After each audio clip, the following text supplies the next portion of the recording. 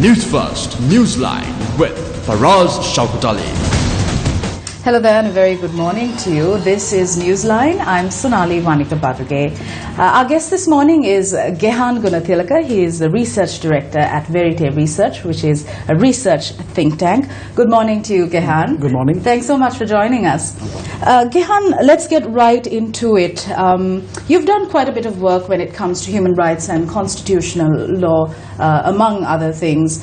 Let's talk about the national reconciliation policy. I mean, we've had post-war Sri Lanka has seen several national measures being taken to come to terms with the reconciliation and transitional justice process. What does this national reconciliation policy offer? And how do we know that this time it's really going to make an impact? Well, the policy is a good move. You can't really fault the government for this measure, this attempt. The policy is important because it has received the approval of the Cabinet of Ministers. So in that sense, it is very much a government policy, and the government has now endorsed this policy as serious policy. So if you look at the policy, I think you can see some positive features. It acknowledges the fact that power sharing is a problem. It acknowledges the fact that impunity is a problem in Sri Lanka, and various communities have aspirations and grievances that have to be met. So broadly speaking, the language of the policy is as good as you can expect from a government. However, I see a few weaknesses. One of the weaknesses is that the policy language, in terms of the actual measures that are proposed, is a little abstract in places. Now, it's quite strong on things like language because it's very precise in terms of what it proposes, but it's quite weak on other aspects like justice and rule of law, for example. So I think it needs to be a lot more precise in the language. Another weakness I spot is that it has an absence of a reference to religious violence, and that I find a little strange, because leading up to this policy, particularly in 2013, 14, and even now, religious violence is a problem in the country, and the fact that a national policy on reconciliation doesn't refer to religious violence as a problem is, I think, a weakness in the policy. But Gehan, don't you think that we have sufficient laws in Sri Lanka to combat this issue? You're absolutely right. I think there are sufficient laws, there are good laws. One example would be the ICCPR Act of 2007, Section 3(1) of the Act, very clearly criminalizes hate speech and the incitement of violence against religious communities. But I think a policy of this nature should have referred to that law and made a commitment to implement that law, because the problem at the moment is that though we have these laws, we haven't implemented them. Not a single prosecution has gone through under that act, and it's now 10 years since the act was passed. Just to draw the audience's attention to this act, Section 3(1) says that no person shall propagate war or advocate national, racial or religious hatred that constitute incitement to discrimination, hostility or violence.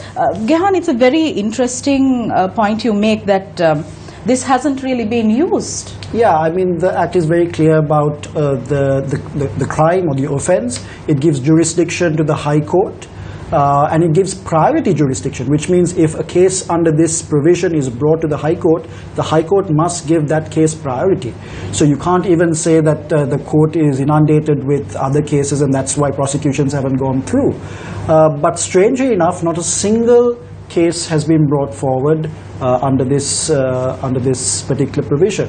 However, this doesn't say that there is no hate speech in Sri Lanka. We've seen that over the recent past, quite a few incidents have been reported from across Sri Lanka, which needs to sort of be taken into consideration, and steps need to be taken in terms of legal action and prosecutorial action. Absolutely. I think you have to trace this back to 2013 and 14, where the hate speech in the country was a lot more intense. Yes. And the fact that none of the perpetrators were brought to justice creates a culture of impunity. And then in 2015 and 16, you saw a dip in hate speech, because I think the perpetrators assumed that the space for such speech would reduce under the new government. And I think that was a correct assumption. But because prosecutions didn't take place for those actions in previous years, now you see hate speech perpetrators emboldened, coming forward and speaking because they know that the government may not take action, which is why the recent calls of the government to take action is actually quite interesting and important. So in Sri Lanka, we have a functional legal system, we have law enforcement authorities, we have ministries, we have the 3 pillars of government, we have a strong media. What is then going wrong?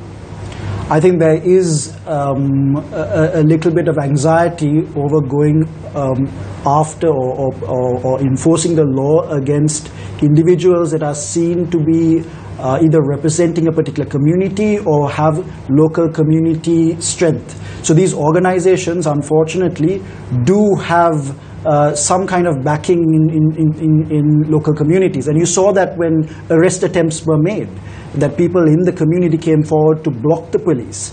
So I think the police hesitate because of that reason. The other reason is that historically these groups have enjoyed political patronage. And I think because these groups enjoy that patronage, law enforcement officials are not given that space to really enforce the law.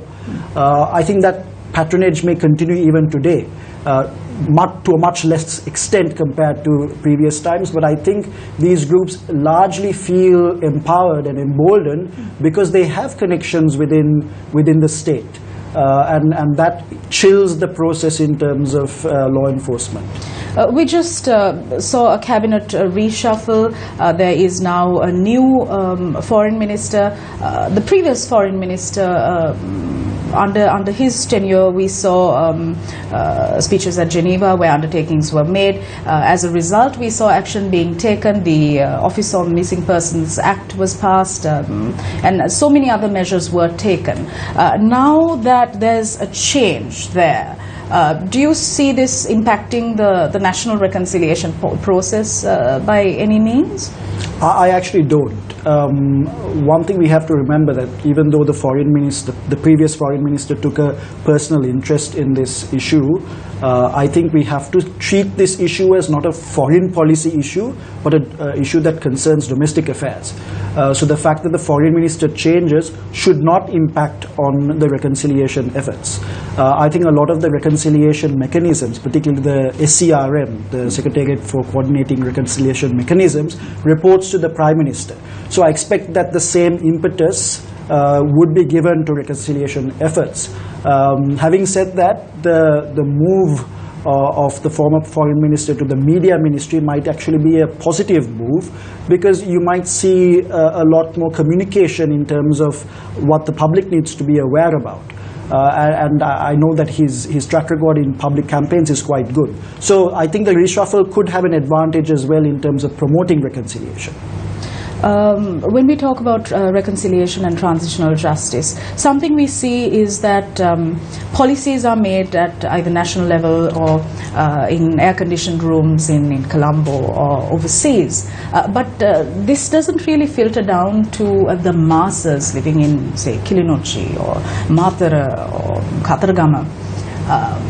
Don't you think that reconciliation and transitional justice resolution should come from the grassroots level, because their thinking is much different? You're absolutely right, and I think this has been the fundamental weakness in the government's reconciliation agenda. Its agenda has been focused too much on the international community. It's been perceived both abroad and here as an agenda that is geared towards appeasing foreign parties. That's not true. I think there's a lot of local demand for transitional justice and accountability. We saw this when the consultation task force went around the country receiving submissions from people. Over 7,000 submissions were received, and there was a clear demand for accountability and reconciliation. So I think that it's now time that the government focuses on generating awareness and generating demand, not just in the north and east where victims reside, but also in the south. And I think that public campaign has to take place. And that's why I said, as I said before, the move of the former foreign minister to the media ministry might actually be a positive move. Okay. Also, Gehan, you're an attorney at law. Let's talk a bit about privacy laws in Sri Lanka. There's a great deal of cyberbullying that takes place. There is one institute that deals with it, CERT. But in addition, don't you think that we need comprehensive laws to proactively deal with this menace that is fast increasing day by day, victimizing students, men, women, children? Yes, I think so. I think that the legal framework needs to be reviewed and looked at very carefully. This is a new phenomenon. And I think the law has to now be adapted to meet this new phenomenon, and we don't have sufficient laws to deal with this issue. I think law enforcement also needs to be enhanced in a sense to look at this issue very carefully. Investigative techniques have to be sort of advanced and enhanced. But in a sense, I do believe that the legal framework, if it is refined and revised to bring in new offences, we have to be careful about how that might be used against social media activism. So while I say that on the one hand that cyberbullying is a problem and the legal framework has to be updated to deal with that problem, I do also have concerns about the sorts of powers that might be given to law enforcement officials and state authorities to regulate that space. And if that kind of power is used to regulate social media and government criticism, I think then the trade-off is not very attractive. Speaking of regulation of media, the government has put out a first draft of a bill called the Independent Council for News Media Standards Act. That's right. In it, there's one clause which I found particularly disturbing: the right not to disclose sources. There's a proviso there, like an exception clause, where journalists can actually be compelled to disclose their source. Now, this is unprecedented. We've not seen anything like this, Gehan. Your thoughts? I think that is probably the most problematic provision in that draft law, and I think one of the problems is that the framework will place before the judiciary some kind of discretion to compel a journalist to disclose a source. Now, on the face of it, giving that power to, say, the Supreme Court does not sound problematic, but we have to put it in context. The context is that we have a fairly conservative judiciary, particularly conservative when it comes to national security issues. So if you have a national security agent saying that a particular journalist has a source that is valuable for national security, no judge is going to question that. And what I feel is that this will create a situation where A, journalists are compelled to reveal sources, B, sources are never going to come forward and give evidence and information to journalists, because they know that there is this serious risk. Because national security, the moment it's invoked, everyone takes a step back and say, well, the national security authorities know what they're talking about, so we should not get in the way. No one wants to be in the way of national security. So it's a very problematic provision, and I'm surprised that institutions within the media have also not taken a real stab at this law, because it directly violates the code of ethics that we currently have in front of us, the Editors Guild Code of Ethics, which says that sources shall not be revealed, Section 5 of that code. Even international conventions. Absolutely. I mean, the Johannesburg principles are very clear that journalists shall not be compelled to reveal a source, and they mentions very clearly on grounds of national security, because I think internationally it's recognized that national security are the grounds, or is the ground on which journalists are compelled to reveal their sources. So this has been a problem internationally, and I think it will be a serious problem if this law is brought into effect. Again, don't you think it's a little ironic that the government is trying to regulate media when this code of ethics for parliamentarians still hasn't been brought in? I mean, it is a strange time to bring in media ethics regulation. We've just entered into a period where the media can be considered to be a lot freer compared to previous times. We've just brought in a right to information law. It's almost as if the state is saying that, oh, we've given you all of this, now we have to take it back a little bit by bringing a state regulatory authority to regulate the media, because ethics is a problem. I think that trade-off is not a good one. And you're absolutely right. The focus has been on media ethics, when parliamentarian ethics has to be the most important initiative. And this is something the government has promised. The government wasn't voted into power on the platform of bringing media ethics. It's not there in the manifestos. But in the manifestos is a very clear reference to the Parliamentary Code of Ethics, and the fact that this has not been brought in is rather strange.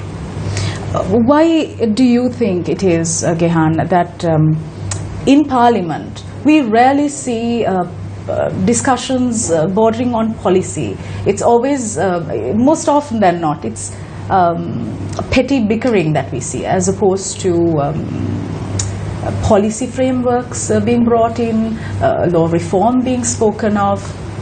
I think you're right in one sense, that the main chamber tends to be a forum where parliamentarians play to the gallery. And there's a lot of grandstanding, there's a lot of banter, there's a lot of bickering, and very little constructive debate. But if you go to the committees and what goes on in the committees, I think the atmosphere is very different. It's much more cordial and congenial, and you have a lot more constructive dialogue. This is not open to the public. So there's something to be said about parliamentarians who actually, behind closed doors, often do important work. And the atmosphere, and I've attended some of those committee meetings, the atmosphere is very different, and the dialogue is very different. So I think what we see is not always what takes place behind closed doors. And you're absolutely right. There seems to be this lack of constructive dialogue in the main chamber, which is recorded and which is there for the public to view.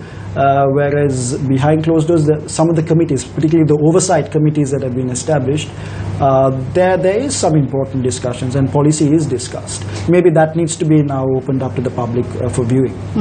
Thank you for bringing some perspective to that, Gehan. Also, let's talk a bit about the constitutional reform process that was promised by the government.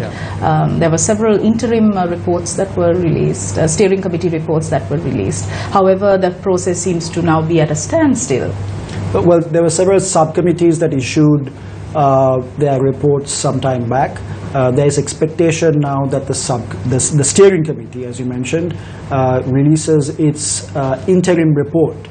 Of course, this report has to be agreed upon by the steering committee and by the political parties. And what I'm hearing right now is that they are now in the process of agreeing to the contents of that steering committee report. Hopefully, that will be agreed upon soon, and the public will get a taste of what the proposals are. We know what the public generally wants, because there was a public representations committee that went around the island receiving observations and recommendations from the public. It received something like 3,000 submissions. So we generally know what the public want. Now that has to be translated into concrete proposals. And it's been a while now since this Constitutional Assembly was constituted and the steering committee was appointed. So the progress has been slow, but at the same time, I'm told that the interim report is near finalized. So hopefully within the next couple of months we will see what it says, and then there can be a larger public discussion on its contents. Right. Also, talking about current issues which impact the public, we see very little female representation in local government bodies and elected bodies in general. How do you think we need to sort of encourage women to really take on leadership roles in elected bodies? Women play, I think, more than 50% role when it comes to other aspects. You're right. I think there is a serious problem in reflecting society in our elected bodies. Women play a major role in all sectors of society. However, elected bodies have appalling statistics when it comes to female representation. I think there has been a positive step in terms of fixing this problem at the local authorities level. However, the problem is that the local authorities election has been called yet. Now, in 2016, we amended the local authorities election law to provide for a sort of quota, a 25% quota for women who will occupy those number of seats. So, in a sense, we are moving in the right direction. But I think now is the opportunity, because there's constitutional reform on the table, to really give Parliament that mandate to pass laws which I call temporary special measures to deal with this problem until the problem is resolved. So I wouldn't advocate for fixing quotas in a constitution, because that makes it permanent. But I do think that Parliament needs to be given a mandate to pass laws which are affirmative in its advancement of women's rights, and give some sort of quota system on a temporary basis. So amending the Provincial Councils Act, amending the Parliamentary Elections Act to provide for similar solutions to what we see in the Local Authorities Act. But I do think at the end of the day, the problem lies in public perception of the viability of female candidates. And that requires political parties to transform. It requires political parties to give women leadership positions within their parties, so their work can be seen by the public, and their viability as elected representatives can be seen and perceived by the public.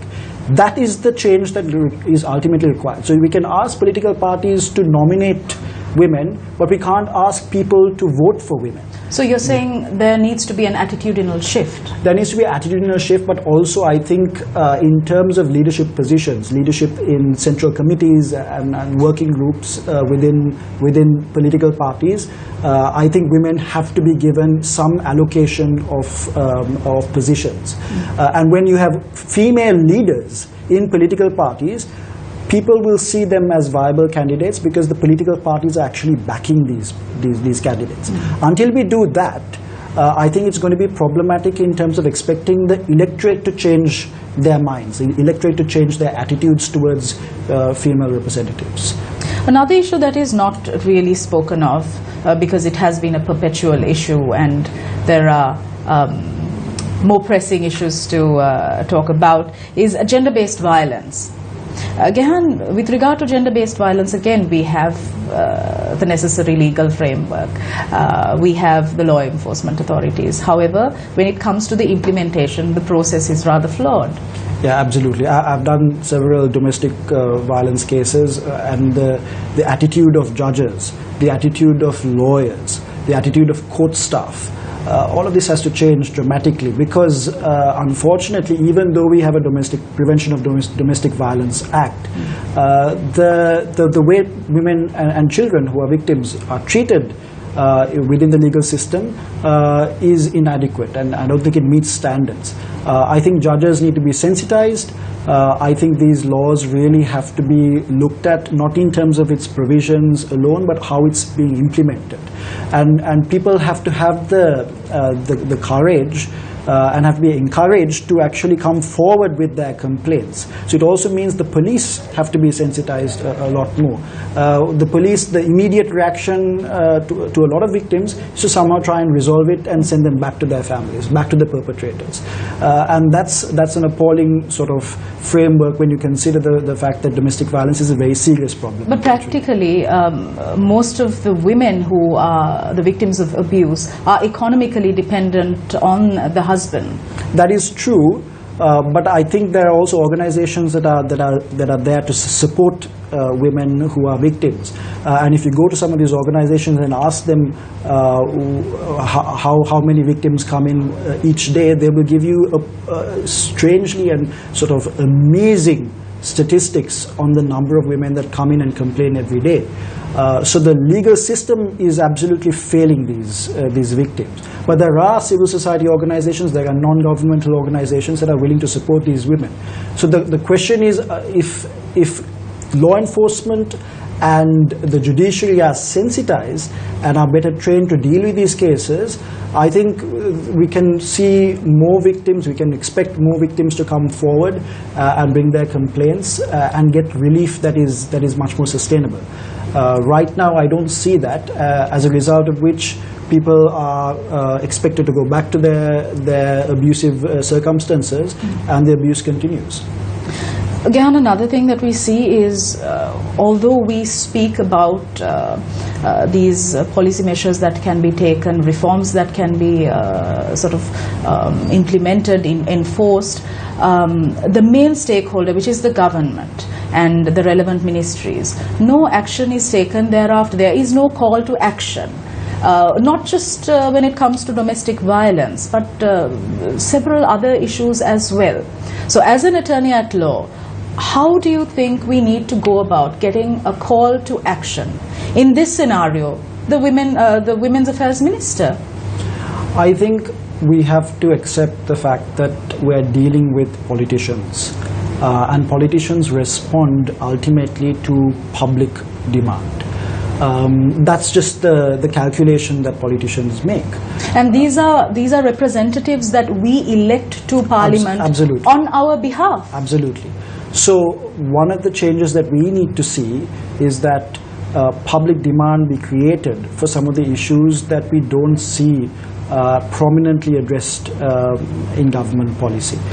So for example, gender-based violence was something that was included in manifestos. The President's manifesto had a whole section on women's rights, and gender-based violence was in there.